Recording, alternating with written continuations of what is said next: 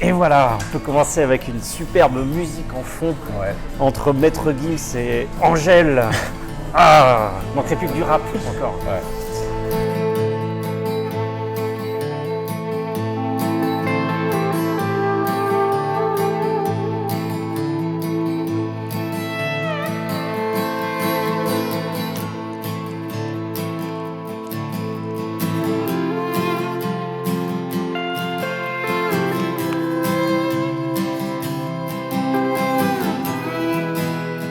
Alors, on est avec Oncle Tao, plutôt Samuel. Ouais. Bonjour Alban, Ouais. merci de m'accueillir sur ta chaîne. Merci à toi. Ouais. Et en fait, tu réunis un peu mes deux passions, à savoir le café et les champignons médicinaux.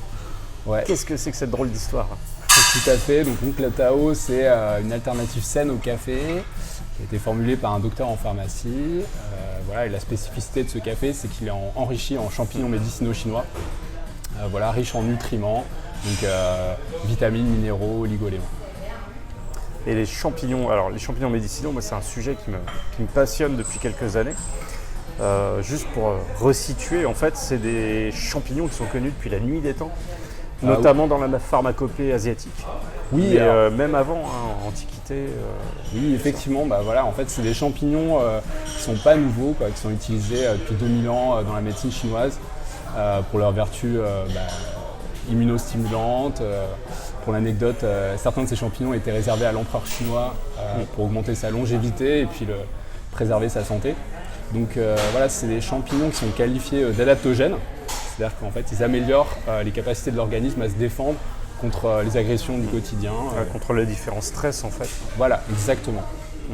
Et du coup, parmi ces champignons-là, alors il y en a une palanquée, et au fur et à mesure des recherches scientifiques, on se rend compte qu'ils ont des actions qui peuvent être extrêmement efficaces. Alors je pense notamment moi à la tramette versicolore, le turkey tail, Ok. qui là à l'heure actuelle, il me semble que dans les recherches pharmacologiques, c'est vraiment le champignon numéro 1 pour lutter contre le cancer. À dose quand même d'extrait de 6 grammes par jour, un truc comme ça, Ouais. mais avec des résultats quand même ultra probants et démontrés dans la littérature. Alors, il n'y a pas de tramette versicolore chez toi, alors Non, quels effectivement. sont les champignons que tu as sélectionnés? Effectivement, donc les champignons sélectionnés dans les 3 formules du café des guerriers sont le reishi, le chaga. Alors, reishi, c'est le ganoderme luisant. Oui, c'est ça, le Ganoderm Ganoderm lucidum, Ouais. c'est le nom scientifique. Et en médecine chinoise, il s'appelle le Lingzhe. Ouais. Voilà, donc D'accord. c'est un champignon. Reishi, c'est le nom japonais, du coup, c'est ça? Reishi, je crois que c'est le nom, c'est le nom japonais. Voilà, c'est le nom japonais et Lingzhe, c'est le nom chinois. ouais. Voilà. Ça, c'est un des champignons qu'on retrouve sur les différentes formules. On trouve aussi le chaga, Le chaga, qui est un excellent antioxydant. Voilà, c'est le roi des champignons roi. médicinaux. c'est ça, voilà, qui était utilisé en Sibérie depuis la nuit des temps. Il était utilisé dans la tradition chamanique, notamment voilà, pour tonifier l'organisme et également dans les rituels sacrés des populations autochtones. On retrouve également dans une des formules le maitake, voilà, qui est également un champignon très utilisé dans la médecine traditionnelle chinoise. Donc du coup on retrouve du maitake et également le dernier c'est du cordyceps. Cordyceps. Cordyceps du coup, qui est un champignon qui est pareil utilisé depuis des milliers d'années dans la tradition chinoise. Et qui est particulièrement remarqué pour ses vertus tonifiantes. Ouais. Il faut savoir que voilà, c'est un champignon qui était notamment utilisé par les athlètes chinois aux Jeux Olympiques voilà, pour améliorer leur performance sportive. Donc voilà, c'est un champignon qui est très apprécié dans le milieu de la performance et du sport, quoi. Ouais, moi, l'image que j'en ai, tu me corriges si c'est faux, mais le reishi, c'est le champignon qui apaise.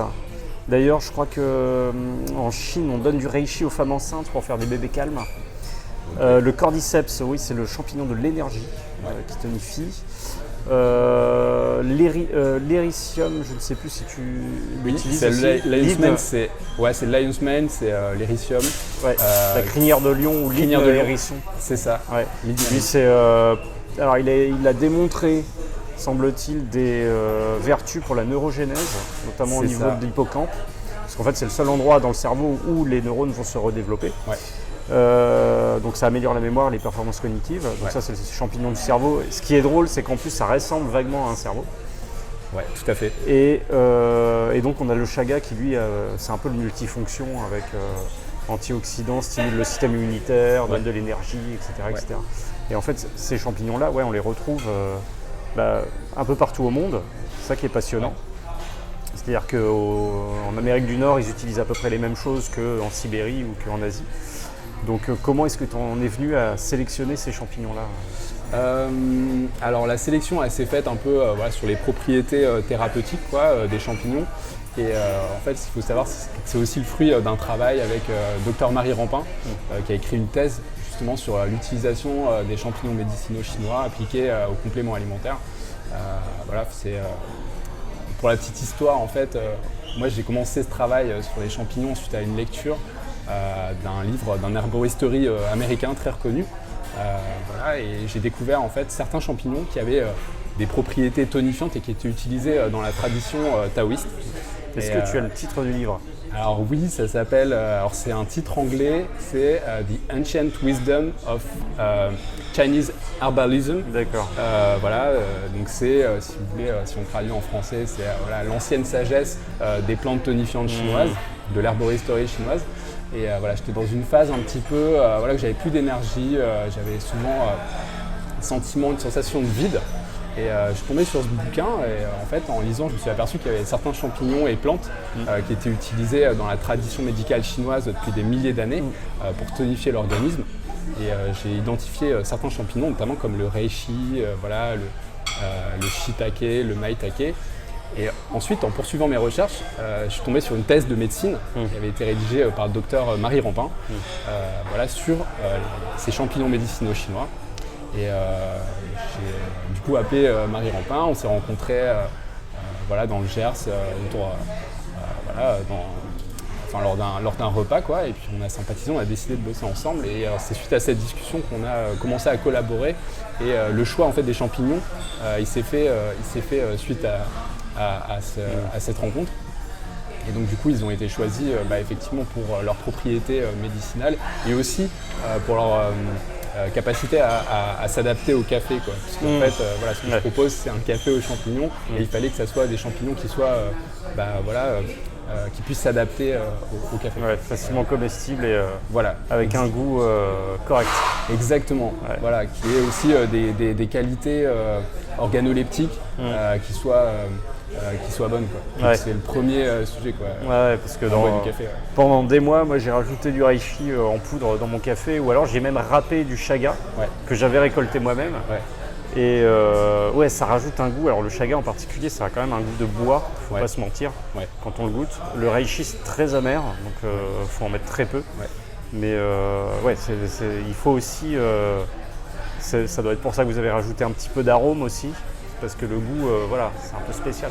Exactement, en fait, ça a été un des gros sujets dès le départ. Parce que c'est vrai que les champignons médicinaux associés au café, ils donnent un goût un peu terreux. Donc du coup, dès le départ, il y a eu un travail qui a été fait justement pour trouver des notes aromatiques qui étaient sympas, qui puissent donner un goût au café qui soit assez sympa. Donc on a travaillé avec des aromaticiens pour identifier des notes aromatiques qui puissent s'associer au café et puis donner un goût très agréable. Donc on a trouvé un arôme de noisette qui apparaît sur la première formule qu'on a développée, un arôme de vanille aussi qui apparaît dans la formule énergie et un arôme de chocolat. Pour justement créer une boisson qui soit bonne au goût, tout en gardant des propriétés médicinales qui sont importantes. Alors donc, dans les formules, si tu veux les décrire, on les a là. Bien sûr. Ils sont là. Après tant d'attentes. Effectivement. Il faut savoir quand même que c'était un projet Ulule qui a été financé de façon participative. Oui, tout à fait. Et d'ailleurs, je tiens à te remercier, Alban, pour ton soutien lors de la campagne. Pas grand-chose, mais c'est parce que j'y crois aussi, parce que moi, je suis transparent, je te l'ai dit, en fait, je me fournissais en Grande-Bretagne. Complètement, Depuis le Brexit, Eh, Ouais. payer des droits de douane sur un sachet de café, c'est quand même embêtant. Ouais. Alors, moi je trouve ça super qu'il y ait enfin un Français qui s'attaque au problème et qui fasse connaître les champignons médicinaux, parce que bizarrement, quand on en parle, les plantes médicinales, ça pose aucun problème aux gens. Consommer des plantes médicinales, l'herboristerie et tout, c'est bien ancré dans la culture européenne et française. Par contre, dès que tu parles de champignons médicinaux, il y a toujours une petite méfiance, comme si on associait les champignons uniquement à la toxicité, voire les champignons mortels, ou alors les champignons hallucinogènes, qui sont un autre sujet passionnant. Complètement, ouais. Mais il y a une grosse méfiance, je ne sais pas pourquoi, envers les champignons médicinaux. Bah, tout à fait, et pourtant ils sont utilisés, comme tu disais, depuis la nuit des temps, et en fait la particularité en Europe, c'est qu'ils ont longtemps été diabolisés. Voilà, à l'époque, à la fin de la Rome antique, à l'époque de la dynastie carolingienne et des Mérovingiens, en fait, c'est des champignons qui ont été un peu diabolisés lors du remplacement du druidisme et des traditions médicales naturelles par le catholicisme et le christianisme. Et donc du coup, toutes les personnes, les guérisseurs, les guérisseuses qui utilisaient les propriétés des champignons au quotidien, ils se sont retrouvés accusés de procès en sorcellerie. Ils ont été foutus au bûcher. Voilà. Et c'est pour ça qu'en Europe, effectivement, il y a eu longtemps un grand silence autour de la mycothérapie.